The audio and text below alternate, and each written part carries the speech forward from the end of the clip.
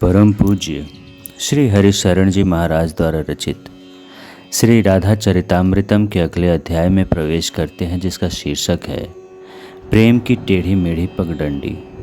जय जय श्री राधा कृष्ण। दिया तो प्रियतम ने है, फिर दर्द कैसे हुआ? नहीं, ये तो समस्त दर्दों की दवा आती है। प्यारे, तुम्हारे द्वारा मुझे कभी भी दर्द मिल सकता है क्या? श्री राधा रानी को वह घाव भी प्यारा लग रहा था, इसीलिए तो बराबर घाव को ताज़ा रखने की जिद में थी श्री राधा रानी।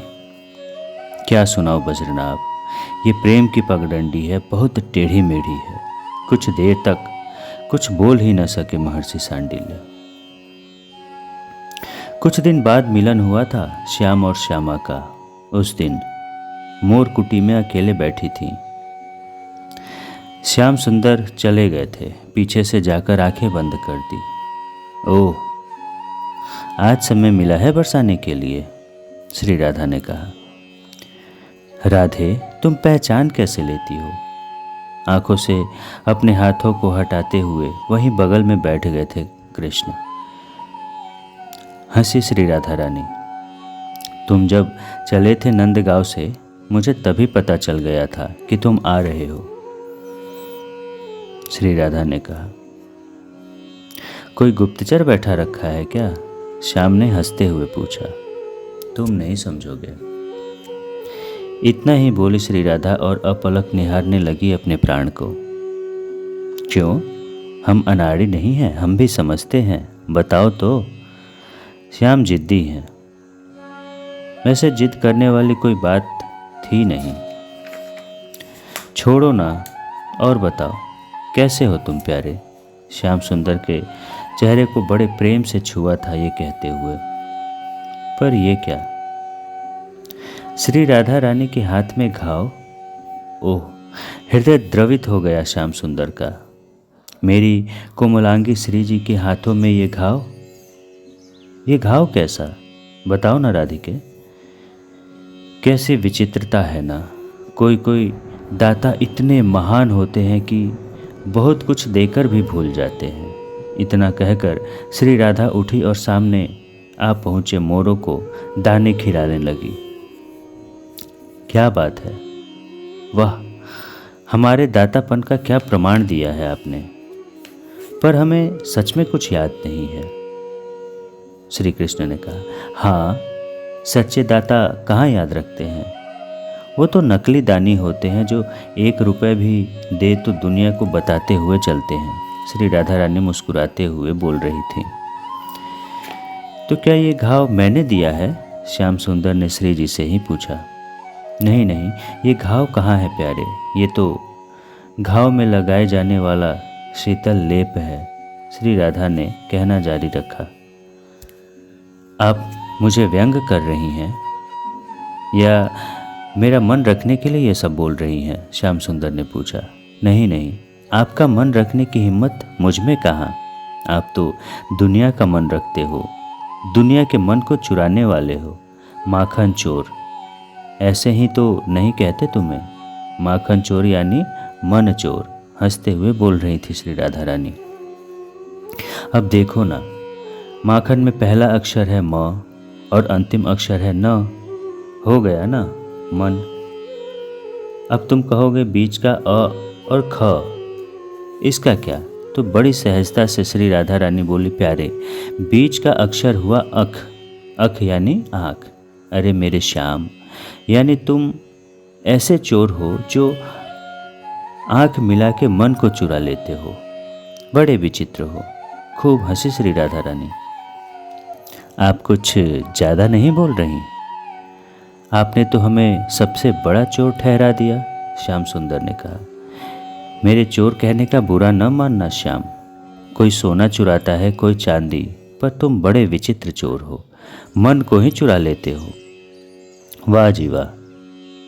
श्री जी ने श्याम को और छेड़ा। अब देखो श्याम सुंदर, मन को चुराने से सारे झंझट खत्म। ये संसार नाम रूप में ही तो फंसा है ना, और नाम रूप देश काल में है, और देश काल मन में है। अगर मन को ही कोई चुरा ले तो नाम रूपी ये प्रपंचमय जगत खत्म, देश काल खत्म। क्यों? क्योंकि ये सब मन में ही तो रहते हैं ना। पाप पुण्य सब खत्म। श्री राधा जी स्वयं बोल रही थी और आनंदित हो रही थी। अरे प्रियतम, स्वर्ग नरक खत्म, क्योंकि इन सब का कारण ही मन है। बंधन मुक्ति खत्म, मन ही है सबका कारण। बड़े प्यारे चोर हो तुम, सब कुछ चुरा लेते हो। अच्छा छोड़ो ये सब, हमें ये बताओ कि ये घाव लगा कैसे? श्याम सुंदर को अब उस घाव की ही ज़्यादा फिक्र थी। क्या हर बात बताना आवश्यक है? श्री राधा रानी मुस्कुराकर बोली। हमें नहीं बताओगी? श्याम सुंदर फिर अड़ गए। नहीं, हम चोर को अपना राज नहीं बताती। जाओ। मन ही मन मुस्कुरा रही थी श्री राधा। पर श्याम सुंदर जब उदास से हो गए तब श्री राधा बोली, अच्छा सुनो, अब ये घाव दिया है तुमने ही, पर हाँ घाव कम था वो तो मैंने ही। श्री राधा ने उस घाव की पपड़ी निकाल दी। ये क्या कर रही हो प्यारी? रोका श्याम सुंदर ने। 4 दिन पहले मैं गई थी नंदगांव, जब तुम बेहोश हो गए थे, तब मैंने ही शत छिद्र वाले कलश से जल भरकर तुम्हें पिलाया था और तुम्हें अपने हृदय से लगा लिया था। तभी तुम्हारे नख से मुझे घाव हो गया। ओह, पर तुमने इसमें कुछ औषधि नहीं लगाई, क्यों? श्याम सुंदर ने पूछा। किस पर औषधि प्यारे? श्री राधा ने कृष्ण को प्यार से छुआ। इस पर ये तुम्हारे लिए घाव है, तुम्हारे लिए दर्द होगा, पर मेरे लिए तो ये दर्द नहीं है, ये दर्द की औषधि है। हाँ प्यारे, मैं तो चाहती हूँ ये घाव कभी ठीक ही ना हो, इसीलिए जब ठीक होने के लिए इसमें पपड़ी जमती है मैं कुरेद तो देती हूँ। आनंद आता है, तुम मेरे हृदय में प्रकट हो उठते हो। तुम्हारे नख ने इस देह को छुआ, ये सोचकर ही मैं प्रफुल्लित हो उठती हूँ। मैं जब इस घाव को देखती हूँ तेरी याद आती है, तू सामने होता है, फिर क्या कहूँ कि ये दर्द है या दर्द की औषधि। श्याम सुंदर हिलकियों से रो दिए थे और अपनी प्यारी को हृदय से लगा लिया था। अद्भुत प्रेम है श्री राधा रानी का, दिव्य प्रेम है। हाँ, पर इस प्रेम की पगडंडी बहुत टेढ़ी है। हे बज्रनाभ, इस प्रेम की राह में रोना हंसना रोना, दर्द दवा है और दवा दर्द है। कुछ नहीं कह सकते, क्या है कुछ नहीं कह सकते। पर ये जगत प्रेम को वासना ही समझ बैठा है, पर प्रेम उपासना है, प्रेम साधना है, प्रेम चेतना की उच्चतम अवस्था है, प्रेम तप है, प्रेम जप है, प्रेम व्रत है, प्रेम एक शुद्ध और पवित्र भाव है। किसने कह दिया तुमको कि प्रेम शरीर के वासना की पूर्ति है? नहीं, प्रेम तो आत्मा की तड़प है। जब तक उसे परमात्मा नहीं मिलता तब तक वह तड़प बनी रहेगी और प्रेम परमात्मा में ही जाकर रुकता है, क्योंकि प्रेम का लक्ष्य ही वही है। नहीं तो भटकते रहोगे, भटकन जारी रहेगा। हे गुरुदेव, प्रेम का स्वरूप कैसा होना चाहिए? बड़े भाव से हाथ जोड़कर बज्रनाभ ने महर्षि सांडिल्य से प्रश्न किया। हे वत्स बज्रनाभ, प्रेम में स्वार्थ नहीं होना चाहिए। निस्वार्थ प्रेम सबसे बड़ी साधना है। महर्षि अच्छे से समझाने लगे। जब तप व्रत जो भी करते हो करो, पर प्रेम साधना का सिद्धांत एक बात कहती है, आप जब करते हो तब करते हो, साधना करते हो, पर क्या इन सब साधनाओं से आप स्वयं का सुख चाहते हो? अगर चाहते हो तो फिर वो प्रेम साधना नहीं है, वो तुम्हारे स्वसुख की साधना है। इस स्वसुख की साधना से तुम्हें विनाशी पदार्थ ही मिलेंगे, वो अविनाशी तत्व तुमसे दूर हो जाएगा। प्रेम साधना एक दिव्य साधना है, इसमें स्वार्थ के लिए कोई स्थान नहीं है, निस्वार्थ ही इसका साधन है। किसी की भी सेवा करो तो उससे कुछ मत चाहो। अपने संतान की भी सेवा करो तो ऐसे करो कि इनसे कल को मुझे बुढ़ापे में सेवा मिलेगी, ऐसा भी मत सोचो। बस तुम्हें सेवा करनी है। देखो वज्रनाभ, शास्त्र कहते हैं निस्वार्थ की बहुत महिमा है और स्वार्थ तो राक्षसी भाव है। इसीलिए जो भी करो उसे सेवा मानकर ही करो। निस्वार्थ करो, निस्वार्थ होकर करो, यही है प्रेम का रूप, महर्षि ने समझाया। हे वज्रनाभ, ऐसा निस्वार्थ प्रेम भाव श्री राधा रानी में ही दिखाई देता है, जिन्होंने अपने सुख को भी महत्व नहीं दिया, सदैव महत्व देती रही अपने प्रियतम के सुख को। वो सुखी है तो हम भी सुखी हैं, ये भाव। कृष्ण को जो अच्छा लगे, अपने आप को मिटा ही डाला है श्री राधा ने, उनको जो अच्छा लगे। महर्षि ने श्री राधा चरित्र को ही आगे बढ़ाया। आजकल श्री राधा रानी मोर कुटी में ही अपना समय बिता रही हैं। बरसाने में एक कुंज है जिसे मोर कुटी कहते हैं। यहाँ अनेक मोर हर समय रहते हैं। मोरों से श्री राधा को बहुत लाड़ है।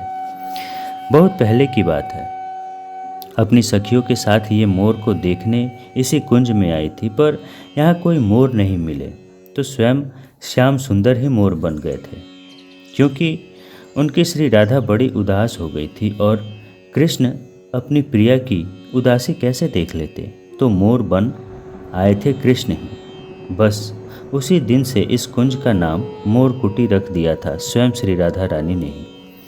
तो कुछ दिनों से श्री राधा यहीं पर अपना समय बिता रही थी। सखियों को भी छोड़ दिया था कुछ एक दिन के लिए। सखियाँ भी उदास थीं। श्याम सुंदर भी दुखी थे कि कई दिन हो गए श्री जी हमसे मिलती ही नहीं। सखियों से खूब सिफारिश करवाई, पर उस मोर कुटी में किसी का प्रवेश ही नहीं था। पर आज करुणामय की कृपा बरसी, मोर कुटी सखियों के लिए खोल दी गई। श्याम सुंदर को भी आने की आज्ञा दी थी। सब खुश हो गए थे। श्री जी ने इन दिनों अकेले इस कुटी में रहकर इस कुंज को कितना सजाया था। कुंज खोल दिया गया। सखियाँ हर्षोल्लास करते हुए कुंज में प्रवेश करने लगी। साथ में श्याम सुंदर भी थे। श्याम सुंदर को प्रिया अपने साथ लेकर चली। ओह, कितना सुंदर सजाया था मोर कुटी को श्री जी ने। सरोवर को जागृत किया था। उसमें हर रंग के कमल खिले थे। कौन से फूल थे ऐसे जो यहाँ न हो। सुगंध की लहर ही चल रही थी मोर कुटी में। सखियाँ मुग्ध थी और श्याम सुंदर भी चकित थे। प्यारे, कितना सुंदर कुंज है। प्यारे, एक और सुंदरता दिखाऊं इस कुंज की, चहकते हुए श्री राधा रानी ने श्याम से पूछा। हाँ हाँ, आनंदित है श्याम सुंदर तो। रुको। तभी श्री राधा रानी ने जोर से आवाज़ लगाई, श्री राधे राधे राधे। जैसे ही स्वयं श्री राधा रानी ने अपना नाम लिया, बस फिर क्या था, कई मोरों का झुंड, तोता, मैना, ये सब पक्षी उड़ उड़ कर वहाँ आ गए। देखो प्यारे, ये कितना सुंदर बोलता है। एक मोर को बुलाया श्री राधा रानी ने। बोल मोर, बोल। मोर बोलता है, राधे राधे राधे। श्याम सुंदर मुग्ध हो जाते हैं। आहा, कितना सुंदर बोल रहा है ये। प्यारे, इस शुभ पक्षी को भी सुनो। बोल तोता। तुरंत तोता बोला, राधा राधा राधा। ताली बजाने लगे श्याम सुंदर। नेत्रों से प्रेमाश्रु बह चले। प्यारी, कितना सुंदर बोलते हैं ये पक्षी। कितना सुंदर कुंज है ये तुम्हारा। कितना सुंदर नृत्य है इन मोरों का। पर ये क्या, पूरा का पूरा कुंज, पूरी की पूरी मोर कुटी राधा राधा राधा नाम से गुंजित हो उठी थी, क्योंकि शताधिक मोर, तोता, मैना, कोयल सब एक साथ बोल रहे थे श्री राधा का नाम। श्री राधा का नाम सुनकर और श्री राधा के ही द्वारा पोषित पालित इन पक्षियों के मुख से श्री राधा नाम सुनकर श्याम सुंदर के आनंद का ठिकाना नहीं रहा। वो अपने आप को ही विस्मृत कर बैठे। वो श्री राधा के ही अंग में लुढ़क गए थे। कुछ देर रहे श्याम सुंदर, फिर सांझ होने लगी तो नंदगांव की ओर चल पड़े थे। तो एक बात पूछें? सखियों में मुंह लगी सखी है ललिता, ये श्री राधा रानी से कुछ भी कह देती है। हाँ हाँ पूछो, क्या पूछना है? श्री राधा ने कहा। हे स्वामिनी, गलती हो तो क्षमा करना, बस एक बात पूछनी है कि अभी श्याम सुंदर आपके कुंज में आकर गए, पर हम सब सखियों को एक बात अखड़ी, वही हमें पूछना है। हाँ हाँ कहा ना, पूछो। श्री जी ने फिर कहा, आपने इन मोरों को, तोता को, अन्य पक्षियों को अपना ही नाम क्यों रटवाया? हे हरिप्रिया श्री राधे, आप प्रेम की अधिष्ठात्री देवी हैं, फिर प्रेम कैसे अपने प्रियतम को छोड़ अपना नाम रटाए? आपने ऐसा क्यों किया? प्रेम तो प्रिय के लिए ही समर्पित होता है ना, फिर उस प्रेम में हम कहाँ हैं? फिर हमारा नाम क्यों? कृष्ण नाम क्यों नहीं बुलवाया? राधा नाम क्यों बुलवाया आपने? हे प्रेम की देवी, अपराध हो तो क्षमा करना, पर हमें इसका समाधान चाहिए। श्री राधा रानी से ललिता सखी ने ही ये प्रश्न किया था। छोड़ो ना, मैं क्या जानूं प्रेम, मुझ में तो प्रेम की एक छींट भी नहीं है, श्री राधा रानी ने कहा। ना, आप हम लोगों को बहका नहीं सकती, आपको उत्तर देना ही पड़ेगा। हम सबकी प्रार्थना है। सब सखियों ने ही अब हाथ जोड़ लिए थे। अच्छा सुनो, प्रेम को समझ पाना इतना सरल नहीं है सखियों। आहा, प्रेम की देवी आज प्रेम पर बोल रही थी। श्री राधा रानी ने कहा, हे सखियों, कृष्ण नाम से मुझे बहुत सुख मिलता है। कृष्ण नाम सुनकर, कृष्ण नाम कहकर मुझे जितना सुख मिलता है उसका मैं वर्णन तक नहीं कर सकती। पर हे सखियों, राधा नाम सुनकर मेरे प्यारे को बड़ा सुख मिलता है। राधे राधे। इस नाम को सुनते ही मेरे प्यारे श्याम सुंदर को इतना आनंद मिलता है, मैंने देखा है। वो अद्भुत रस में डूब जाते हैं, उनके हृदय का आनंद हिलोरे लेता रहता है, वो उसी में डूबे रहते हैं। श्री राधा रानी ने कहा, सखियों, प्रेम का अर्थ अपना सुख तलाशना नहीं है, हमें अपने सुख को नहीं देखना। श्री जी ने स्पष्ट किया, सखियों, प्रेम का अर्थ है मेरे प्रिय को सुख मिले, मेरे प्रियतम सुखी हो, और मेरे प्रियतम सुखी हो गए तो दुनिया में किस दुख की ताकत है जो हमें दुखी कर जाए। हम तो प्रियतम के सुख में ही सुखी हैं, उन्हें जो अच्छा लगता है वही हम करेंगे। हे सखियों, मैं स्वसुख देख सकती थी और स्वसुख देखते हुए उन पक्षियों के मुंह से कृष्ण नाम का उच्चारण करवा सकती थी। मुझे अपार सुख और आनंद मिलता जब मेरे प्रियतम के नाम से मेरा कुंज गुंजित हो उठता। पर सखी, हमें अपना ही सुख तो नहीं देखना है ना, हमारी तो साधना ही यही है, वे सुखी रहें, उन्हें अच्छा लगे, उन्हें आनंद मिले। हमारा क्या है, हम तो मिट चुकी हैं कब की। हमने तो अपना अस्तित्व ही मिटा डाला है अपने प्रियतम के चरणों में। सखी, देखा नहीं, जब मेरे के ये पक्षी मेरा नाम ले रहे थे, राधे राधे, राधा राधा कर रहे थे, तब मेरे प्यारे कितने गदगद हो रहे थे। ओह, हमें और क्या चाहिए, हमें तो मिल गया मोक्ष, हमें तो मिल गई मुक्ति, हमें तो इतने में ही मिल गया सर्वस्व, क्योंकि हमारा प्रियतम प्रसन्न हो गया। श्री जी की बातें सुनकर सखिया प्रेम के अश्रु बहाने लगी थी और श्री राधा रानी के चरणों में गिर गई। धन्य धन्य हो श्री हरिप्रिया, क्या प्रेम है वज्रनाभ। जय जय श्री राधा कृष्ण।